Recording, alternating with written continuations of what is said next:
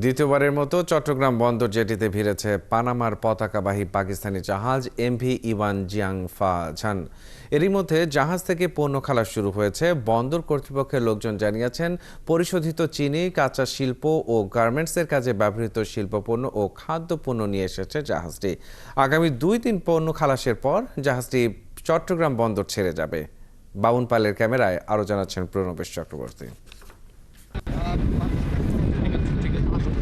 জোয়ার শুরু হলে রবিবার বিকেলে চট্টগ্রাম বন্দরের বহির্নোঙর থেকে কর্ণফুলী চ্যানেল হয়ে বন্দরের নিউ মোরিং কন্টেনার টার্মিনালে পৌঁছায় পাকিস্তানের করাচি থেকে আসা পানামা পতাকাবাহী জাহাজ এমভি ইওয়ান জিয়াং ফা ঝান।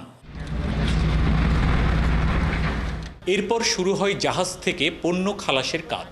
পাকিস্তানের করাচি থেকে চট্টগ্রাম বন্দরে দ্বিতীয়বার আসা এই জাহাজটি শনিবার বন্দর বহির্নোঙরে পৌঁছায়। জাহাজটি এবার নিয়ে এসেছে 811 কন্টেইনার পণ্য। এর মধ্যে রয়েছে প্রায় 7,500 টন চিনিবাহী 285টি কন্টেইনার। এছাড়া আছে 171 কন্টেইনার কাঁচ শিল্পের ব্যবহৃত খনিজ ডলোমাইট ও 138 কন্টেইনার সোডা অ্যাশ। আছে আলু, খাদ্যপণ্য ও গার্মেন্টস পণ্য। এই জাহাজটা যেহেতু বারবার রোটেট করছে, এখানে 28 থেকে 42 দিন সময় লাগে একবার বাই রোটেশন ঘুরে আসতে। তো এখানে যেভাবে কার্গো জেনারেট হচ্ছে, এই মালামাল বা আমদানিকারকরা যদি উৎসাহী হয় এবং পাকিস্তান বা দুবাই থেকে যদি আরও কার্গো ইম্পোর্ট করতে চায়, তাহলে এই ধরনের সার্ভিস ভবিষ্যতে আরও বাড়বে। দুবাই থেকে করাচি হয়ে চট্টগ্রাম বন্দরে আসা জাহাজটি গত 13ই নভেম্বর প্রথমবার 370 কন্টেইনার পণ্য নিয়ে করাচি থেকে চট্টগ্রামে এসেছিল। মনে করি এখানে অনেক সাশ্রয় হবে, কারণ যে কার্গোটা 15 দিন আগে আসলো, যে কার্গোটার ফ্রেট সেভ হয়ে গেল, সেটা নিশ্চয়ই কস্টিংটা কমে গেল এবং এটা বাজারে এই কম ভোক্তারা অধিকার রাখে এই কম দামে কেনায়, কিন্তু যেটা সচরাচর আমরা করতে পারি না। পাকিস্তান ছাড়াও আরব আমিরাত থেকে এই জাহাজে করে আনা হয়েছে খাদ্যপণ্য, খেজুর, লুব অয়েল, যন্ত্রাংশ।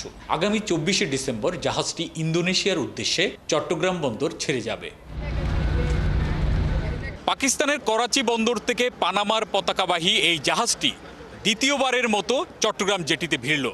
এবার প্রায় 8 শতাধিক কন্টেইনার পরিবহন করে নিয়ে এসেছে এই জাহাজটি। আগে পাকিস্তান থেকে পণ্য আনতে প্রায় 40 থেকে 45 দিন সময় লাগতো।